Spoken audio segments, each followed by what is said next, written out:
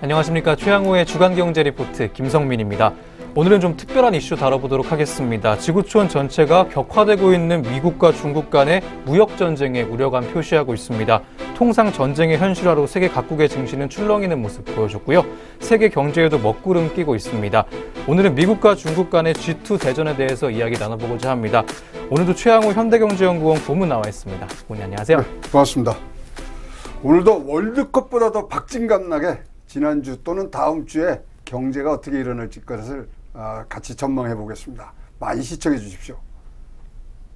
네, 고문님 저희가 저번 주에 월드컵 응원하면서 마쳤는데 네. 스웨덴전 어떻게 보셨습니까? 결과가 좀 좋지 않았는데. 안타깝죠. 뭐 지더라도 네. 속 시원히 지는 경우가 있는데 네. 좀 답답한 경험이 있습니다만은 앞으로 두 게임 더 남아 있으니까 네. 또 거기에 대해서 응원하고 네. 이 다 국민의 이 열의를 한 곳으로 모으는 게 더 중요하다고 생각을 합니다. 그렇습니다. 네. 앞으로 어떻게 되든 한국 축구가 좀 발전하는 계기가 됐으면 좋겠습니다.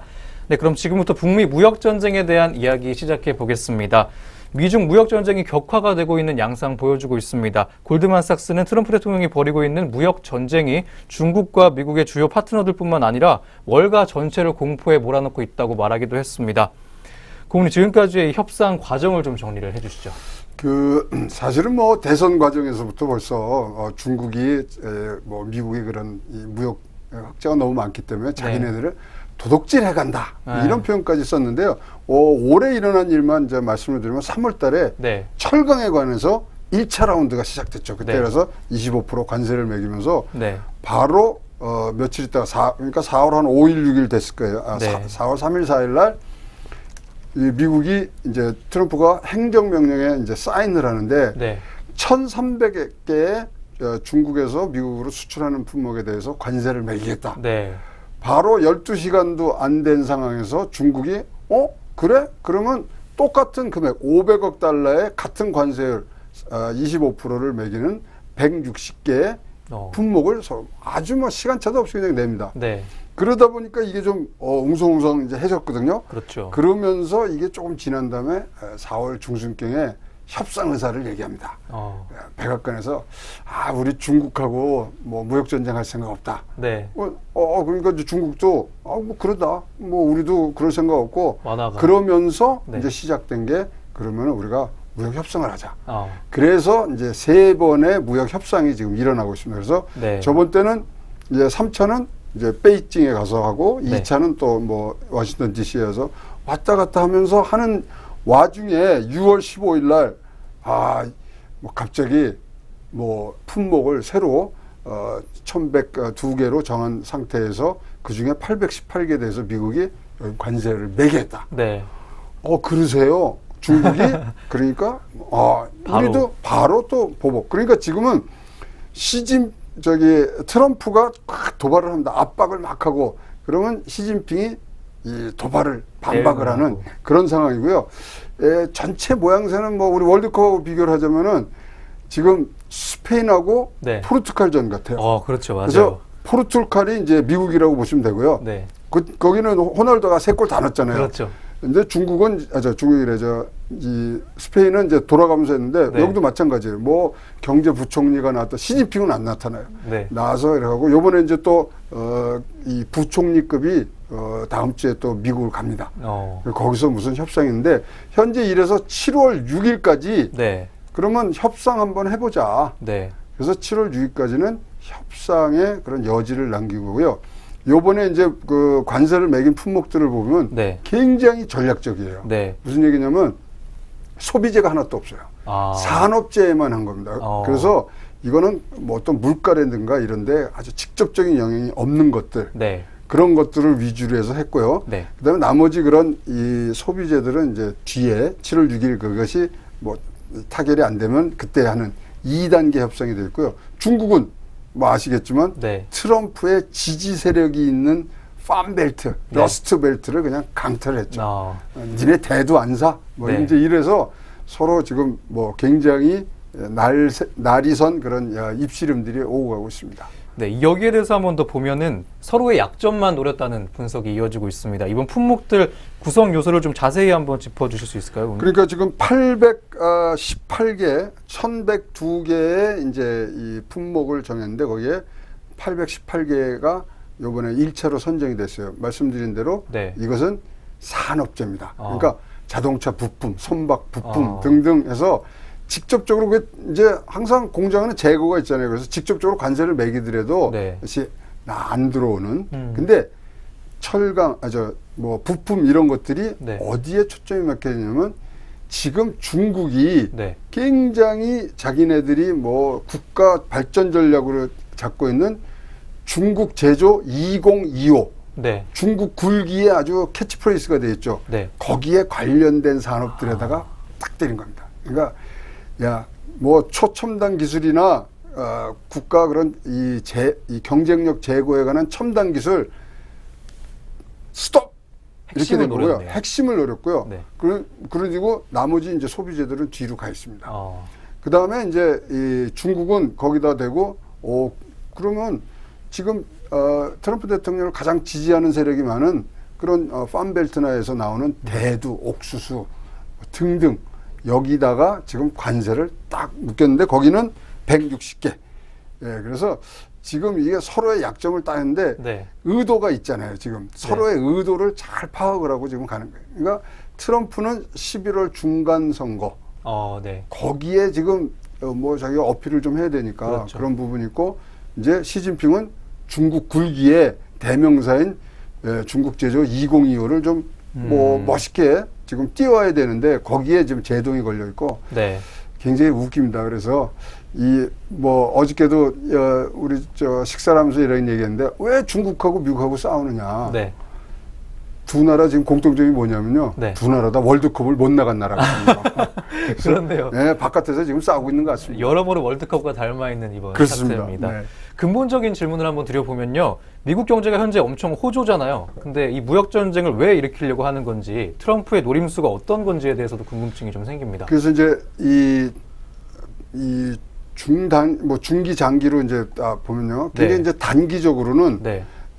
첫째 이제 자기 11월 달에 이제 중간 선거가 있는데 이거는 완전히 트럼프의 소위 말하는 심판론이 지금 제기된 상황에서 네. 이 재신임을 묻는 굉장히 중요한 선거인데 거기에 자기의 이 세력을 결집하고자 하는 게 단기 목표고요. 네. 중기 목표는 뭐냐면요. 네. 지금 이 중국이 굉장히 지금 뭐 치고 올라오지 않습니까? G1, 그렇죠. G2라 그래서 네. 중국이 올라오는 부분들을 싹을 자르라는 게 중기입니다. 아. 즉 뭐냐면 이제 G1, G2가 이 무역 하면서의 부분에 패권 전쟁을 하는 거죠. 경제 패권 전쟁. 네. 그것에 지금 목표가 맞춰져 있고요. 네. 장기적인 목표로 보면은 이제 4차 산업혁명이라든가 이런 이 변곡점이 오고 있기 때문에 네. 트럼프가 가장 바라는 건 장기인데 그 미국 내에서의 생태계를 만들고 싶은 거예요. 새로운 산업혁명의 생태계를 만들어서 네. 그 생태계를 신흥국들에 팔아먹으려고 그러는 거죠. 그것들이 지금 일련에 쫙 나와 있기 때문에 전체 큰 그림으로 보면서 어떻게 움직이는지를 봐야죠. 네. 이게 관세 정쟁과 패권 전쟁이 좀 같이 맞물려 있기 때문에 그렇죠. 그거를 한쪽 면으로 보면은 트럼프 행동이 좀 이상할 겁니다. 네. 알겠습니다. 그럼 싸움이라는 게 이제 양측이 다 자기의 이익이 걸려 있기 때문에 하는 싸움일 텐데 여기서 중국이 원하는 바는 뭘까요? 이번 무역 전쟁에서? 중국 제조 네. 2025를 지금 완성을 시키고 네. 그다음에 사실 요번 무역 전쟁의 큰 이 목표 중에 하나가 위안화의 국제화입니다. 그러니까 자기네들이 기축통화로 또는 결제통화로서의 이제 인정을 받아야 되는데 네. 그러려면은 사실은 자기네들이 무역을 더 많이 하면 되거든요. 네. 그리고 특히 또 이제 미국에서의 이제 무역에서 이 좀 더 선점을 해야 되는 부분이 있기 때문에 근데 그 선점하려는 부분들이 네. 굉장히 재미있는 게 뭐 신재생, 첨단 이 자동차 그리고 뭐 산업 로봇 뭐 이런 네. 것들인데 쭉 리스트를 보면 아시겠지만 이거는 4차 산업혁명 그렇죠. AI 바탕 뭐 네. 블록체인들이 들어오니까 네. 그것들을 지금 해서 사실은 2025가 목표가 아니고 중국은 2050년 자기네들이 세계 1위를 하겠다는 거를 벌써 공표를 해놨거든요. 네. 그거 가는 길에 지금 처음부터 아주 굉장히 세게 미국하고 이제 부닥친 거죠. 네. 결론은 국제 경제의 패권을 잡으려는 움직임이라고 할 수 있겠는데요. 고문이 보시기에는 이번 싸움 결론적으로 누가 이길 것 같습니다. 이거에 대해서 초반 이 뭐 관전평하고 지금 관전평하고 좀 달라졌어요. 첫째, 맨 처음에 중국이 이길 거라고 생각했어요. 왜냐하면 중국이 대외 의존도가 그렇게 높지가 않아요. 그리고 어마어마한 내수 시장 있잖아요. 그렇죠. 그러니까 버틸 능력이 있다고 생각했는데 중싱이라는 그런 기업체에 대한 제재 조치가 이 과정에서 한번 일어났는데 네. 딱 진짜로 뭐 우리 그냥 시쳇말로 한 방에 가더라고요. 중싱이 미국에 들어오려고 그랬는데 그거를 국방수권법으로 해서 딱 제재를 하는데요. 네. 이 중싱이라는 것은 중국 내에서 스마트폰 만드는 데는 2위거든요. 전 세계에서 4위고 딱 30일 만에 주가가 하도 떨어져 갖고 거래 정지를 당했다가 다시 지금 재상장한 상태로 네. 요번에 그걸 갖고 쥐락펴락을 하는 걸 보니까 이거는 미국의 힘이 소위 말하는 공급 체인을 만들어 놓은 미국의 힘이 얼마나 큰지. 그러니까 트럼프가 자꾸만 물건을 팔아먹으려는 게 아니라 시스템, 즉 생태계를 팔아먹으려고 하는 이 욕심이 있는 게 네. 아무리 물건 팔아봐야 소용이 없더라고요. 그래서 초반에는 중국이 버티면 이길 것이다 이렇게 생각을 했는데 지금 현재로는 역전돼 있는 상태라고 보시면 되겠습니다. 네. 미국이 만만치 않은 그런 상황인 것 같습니다. 중국에 있어서는 이제 강력한 방어 무기가 하나 있다고 하는데요. 어떤 게 있을까요, 고모님? 이거 지금 미국 국채를 중국이 세계에서 제일 많이 갖고 있거든요. 지금 미국 4월 말 미국 국채 보유액은 1,300조예요. 그리고 이 뭐 미국 국채의 8.2% 전체 어마어마한 거죠. 어마어마하네요. 그러다 해외에서 갖고 있는 이 보유량의 20%를 중국이 갖고 있어요. 그러니까 저 보세요.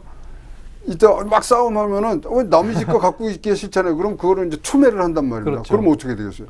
막 가격이 막 내려갈 거 아닙니까? 네. 그러면 채권값이 내려가면 금리는 올라갈 거니까.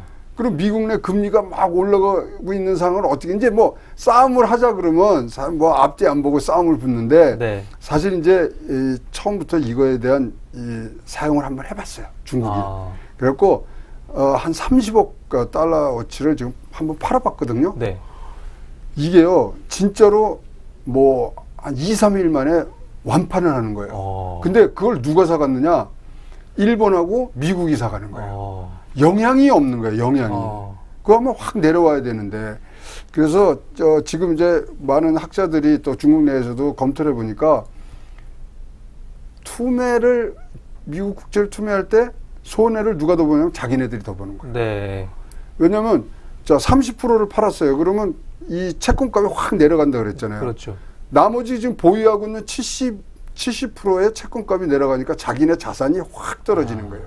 그러니까 한 면만 본 거죠. 그래서 국채를 뭐 갖고 있는 게 그냥 옛날에는 진짜 이 보금처럼 생각을 했는데 아니더라 이거예요. 그리고 미국에서 뭐 미국 친구들하고 한번 이 문제로 세미나를 한 적이 있는데 콧방귀도 안 끼더라고요. 국채 팔아? 그럼 우리가 다시 사줄게. 니네 무슨 재정적자도 그냥 아니야. 달러 100불짜리 하나를 찍어내는데 원가가 몇 센트인지 아세요? 얼마입니까? 18센트예요. 우리 찍어내면 돼 이러더라니까요. 그러니까 이게 지금 게임이 안 되는 그렇네요. 덩치만 컸지 지금 게임이 안 되는 그런 상태로 지금 진행이 되고 있다고 보여집니다. 이제 우리의 관심사도 한번 짚어봐야 할 텐데요. 미중 무역 전쟁으로 우리 수출과 경제가 얼마나 피해를 볼지에 대해서도 굉장히 관심사입니다. 특히 최근에 경제 지표에 빨간불 많이 들어와 있는 우리 국내 증시의 모습인데 큰일 난 것 같습니다. 어떻게 해야 될까요? 근데요. 이게요, 참, 이 양면이 있어요. 요번에 818개 그 부품에 대해서 이제 관세를 매겼잖아요. 근데 미국이 그냥 내리는 나라는 아니고요. 각 나라에 물어봤어요.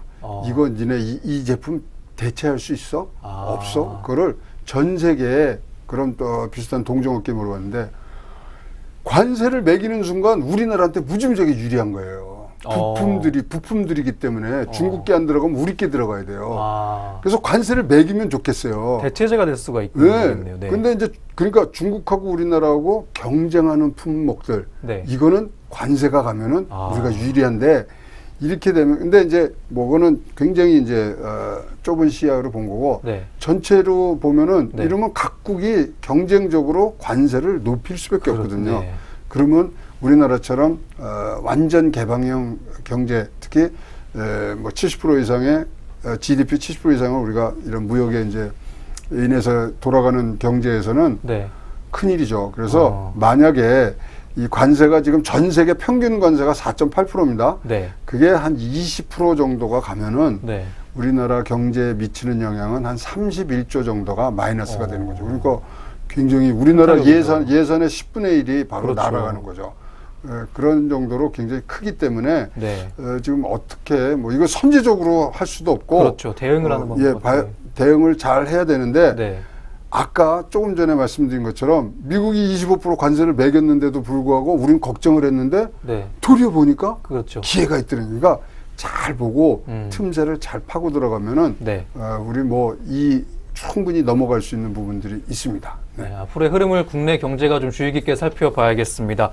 산업별로 한번 봐야 될 것 같습니다. 이 무역 전쟁으로 가장 피해볼 산업에는 어떤 것들이 있을까요? 그러니까 지금 미국이 하여튼 어쨌든지 미국이 압박하는 과정이니까 미국이 초점이 어디냐면 아까 말씀드린 뭐 로봇 그다음에 자동차, 지적재산권 그래서 그런 부분들이 굉장히 많이 네. 사실 이제 뭐 영향을 받을 거예요. 그러니까 소비재 같은 거, 그러니까 뭐 가전 이런 것들을 우리가 걱정을 했는데 사실 네. 가전 뭐 크게 영향이 없고요. 또 우리 3월달에 우리도 알루미늄 뭐 20% 관세 맞았잖아요. 네. 지금까지 피해액이 어느 정도 되는 것 같아요? 얼마나 되나요? 큰가요? 0.1%밖에 안 돼요. 그러니까 이게 우리가 잘 꾀를 내고 우리가 뭐 국리를 잘하면 네. 살아날 구멍이 있는 거죠. 그래서 너무나 이 큰 거대 담론에 지금 주눅들 게 아니라 네. 과연 어디를 파고 들어가야 되냐. 그러면 만약에 우리가 중국하고 경쟁을 안 하는 분야에서 또 우리가 관세를 먹게 되면 그럼 또 고부가 같이 가고. 네. 뭐 지금 보니까 뭐 냉장고래 세탁기 뭐 이런 것도 굉장히 논란이 많았지만 기술적 우위로 넘어가는 부분. 네. 이런 것들이 사실 우리에게 어떤 지혜를 가져다 주는 네. 그런 좋은 상품들이 아직도 많이 있습니다. 알겠습니다. 객관적이고 좀 분석적으로 대응할 필요가 있겠습니다. 외환 시장도 한번 보게 되면요. 최근 연준의 금리 인상과 맞물려서 원화 가치의 약세 기조 또한 강해지고 있습니다. 어떻게 보고 계십니까? 이게 이제 무역 전쟁이 가니까 달러가 강세로 가는 수밖에 없어요. 왜냐하면 네. 안전자산이고 여기에 대해서 많은 이 선호도가 높아지고 그다음에 금리 인상되니까 신흥국에서 벌써 뭐 유출되는 부분 그런데 또 이 뭐 아르헨티나 같은 IMF에 지금 구조 자금 같은 거를 요청을 하고 있는 부분이 있기 때문에 네. 뭐 터키, 브라질 이런데 신흥국 위기설 많이 듣잖아요. 네. 그래서 이런 것들이 맞물리는 과정에서 이 달러가 너무 강세가 되고 있어요. 네. 그래서 이제 우리가 원화 가치가 약세 기조로 이제 돌아가면서 환율이 지금 올라가고 있죠. 네. 근데 환율이 이제 올라가는 건 뭐 어떻게 할 수가 없는 거지만 지금 최근 이 며칠 동안 세계에서 아르헨티나 다음으로 원화 가치가 떨어진 부분이 우리나라가 됐어요. 아르헨티나가 7%, 거기가 지금 뭐 비상사태니까 그렇죠. 우리나라는 2.16%가 떨어지는 그런 원화 가치 약세 기조가 있기 때문에 조금 강도가 세다. 네. 이러한 생각이 들 정도로 네. 하기 때문에 이건 뭐 근데 환율이라는 거는 앞으로 6개월 앞에 일어날 일까지 오늘 반영하는 그런 아주 예민한 시장이기 때문에 네. 여러 가지를 다 봐야 된다. 연준 금리 인상 그다음에 유럽의 중앙은행의 금리 네. 인상 뭐 등등이 전체 다 한 묶음으로 보셔야 네. 좀 더 분석이 쉬워질 거라고 생각을 합니다. 네. 이제 미중 무역 분쟁이 더 격화될 수도 있을 것으로 보이고 있는데 이전에 정부는 어떤 대책을 펼치면 좋을까요? 그래서 지금 선제적으로 네. 해야 될 부분들이 굉장히 옵션이 적어졌어요. 네. 첫째, 우리가 외환에 대해서 환율 보고서를 지금 써내는 뭐 그런 입장에 들어가 있기 때문에 환율 개입도 어렵고. 그렇네요. 그다음에 특정 이 소위 말하는 이 산업을 네. 우리가 보호하는 자체가 또 WTO나 어떤 나프타, 나프타래, FTA에 지금 걸리는 부분들이 있어서 네. 옴짝달싹을 못하게 돼 있는 부분들이 있습니다. 그럴 때는 정부가 해야 될 일은 단 하나예요. 뭘까요? 국내에서의 기업의 경쟁력을 키워줄 수 있는 부분이 뭐냐. 그래서 사실 최저임금 인상이라든가 네. 또 뭐 이 근로시간 단축 이런 것들을 어떤 식으로 선순환하는 방향으로 갈 수 있는 그런 것들이 네. 정부가 지금 해줄 일이거든요. 네, 네. 해외로 할 일은 아무것도 없다. 그러나 내부에서 왜 바깥에서 네. 이 뭐 싸움박질하고 막 이래 흉 묻히고 오면은 어머니들이 제일 먼저 해주는 건 집에 와서 닦아주는 일이거든요. 그렇죠. 그 닦아주는 역할을 좀 정부가 해줘야 되지 않겠느냐 보여집니다. 네. 네.